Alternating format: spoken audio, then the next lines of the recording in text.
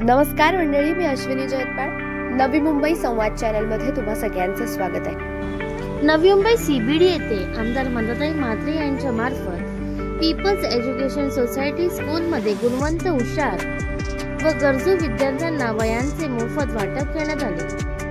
गरजूंना मदत आणि गुणवंतांचा सन्मान हाच आमचा संकल्प असून शिक्षण ही उज्ज्वल भविष्याची गुरुकिल्ली आहे.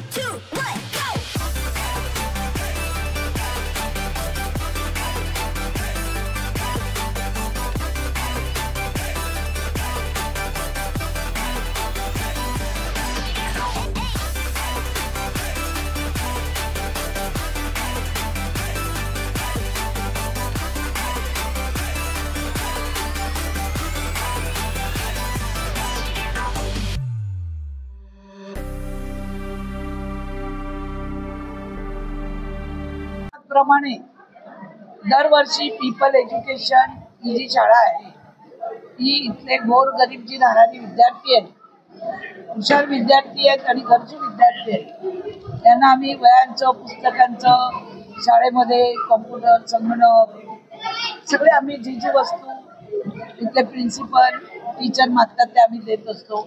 मीच देत नाही तर इथं हे पंजाब भवन आहे, ह्यांचे लोक देतात, हरियाणा भवन आहे, हे लोकही मदत करतात. वेगवेगळ्या संस्था सुद्धा या CBD मध्ये त्या गोरगरीब विद्यार्थ्यांसाठी करतात. या राज्याचे माननीय मुख्यमंत्री देवेंद्रजी फडणवीस आहेत. 22 तारखेला आम्ही वह्या वाटपाचा कार्यक्रम सातपाड्यात केला. तिथे आपण विवेकानंद शाळेमध्ये जी वह्या वाटपाचा कार्यक्रम केला त्यापासून इतर शाळेमध्ये आणि आता ही शेवटची शाळा आहे, या शाळेमध्ये आपण हा कार्यक्रम घेतलेला आहे. जरा पाऊस होता, उशीर झाला, पण हे विद्यार्थी आहेत, हे गरजू विद्यार्थी आहेत आणि यांच्यासाठी आम्ही सगळ्या संस्था मिळून काम करत असतो. आणि मुलांना शिक्षण मिळणं फार गरजेचं आहे. यावेळी सरस्वती असणं गरजेचं आहे. लक्ष्मी मग आपोआप येते आणि या मुलाने खूप मोठं शिकून व्हावं. पालिकेच्या ज्या ज्या योजना आहेत त्या योजना पण आम्ही यांच्यामध्ये राबवत असतो. महाराष्ट्र शासनाच्या योजना आहेत त्याही राबवत असतो आणि त्या पद्धतीनं हे गरीब गरजू विद्यार्थी कसे मोठी होतील शिक्षणामध्ये त्याच्यासाठी आम्ही सातत्याने जवळजवळ मी 30 वर्ष झाली वह्या वाटप करते, छत्र्या वाटप करते. काही लोक निवडणूक आल्या का इकडे येतात, छत्र्या वाटप करतात, कांदे, टमाटे, बटाटी, पुस्तकं, वह्या असं वाटप करतात, पैसे वाटप करतात. आता कोणी इतका पाऊस आला तर एकही छत्री वाटप करायला कोणी आलं नाही. पण आमचं ठरलेलं असतं ज्या पद्धतीने मुलांच्या शिक्षणासाठी मदत करणं. हेल्थ चेकअप कॅम्प आता मी निवडून आल्यापासून 8 ते 9 कॅम्प झाले माझे. जवळजवळ वाशी तर 2 का 3 कॅम्प झाले. आपण सर्व साक्षीदार आहात. सगळीकडे आपले कॅम्प चालू आहेत. का तर या पावसाळ्यामध्ये गरीब लोकांना थंडी, ताप, खोकला, त्याची औषधं मोफत मिळवून देणं. जवळजवळ आम्ही 1500 रुपयाचं की त्याच्यामध्ये मग च्यवनप्राश असेल सगळं आम्ही देतो. तर आम्ही आरोग्य सेवा ही ईश्वर सेवा मानतो. त्या दिवशी रक्तदान शिबिर 348च्या वर बाटल्या आम्ही बेलापूर मतदारसंघातून माननीय मुख्यमंत्र्यांच्या वाढदिवसानिमित्त गोळा केला. या मंडळातर्फेही केल्या. या मंडळाचे आमचे अमित सिंग आहेत, त्यांच्या नेतृत्वात सगळा कार्यक्रम झाला. आणि आता हा कार्यक्रम वह्या वाटपाचा आज तिथे आम्ही घेतलेला आहे. मग मी स्वतः प्रेस घेईन आणि प्रेसमध्ये सगळा खुलासा मी करेन. आतापर्यंत हे हॉस्पिटल अर्ध व्हायला पाहिजे होतं, पण प्रत्येक वेळा विरोधकांनी गोर गरिबाचं हॉस्पिटल होऊ नये.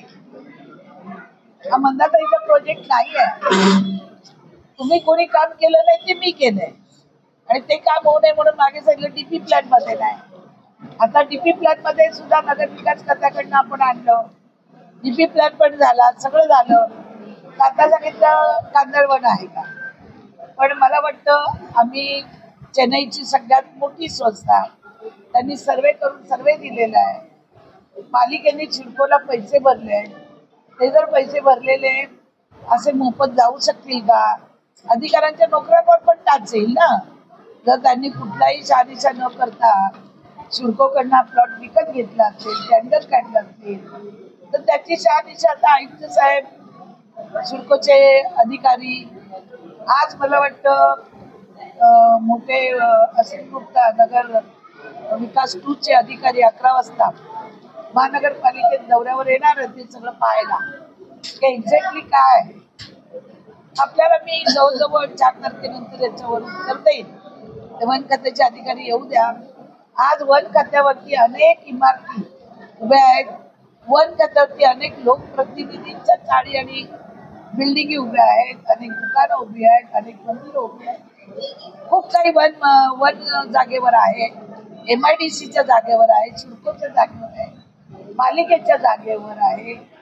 ते कोणाला दिसत नाही का? हॉस्पिटल एक गोरगरिबांचा प्रकल्प आहे. आपल्याला माहिती आहे, MGM असेल, DY असेल, तेरणा असेल, कुठलीही हॉस्पिटल असतील, पहिला ₹1,00,000 भरावे लागतात तेव्हा पेशंटला ऍडमिट केलं जातं. हा गरिबांचा प्रकल्प आहे, हा जनतेचा प्रकल्प आहे, तो होणं गरजेचं आहे. पुढे मला उद्या परवा काय बोलायचंय ते मी नक्कीच आपल्या माध्यमातून महाराष्ट्राला संदेश देईन.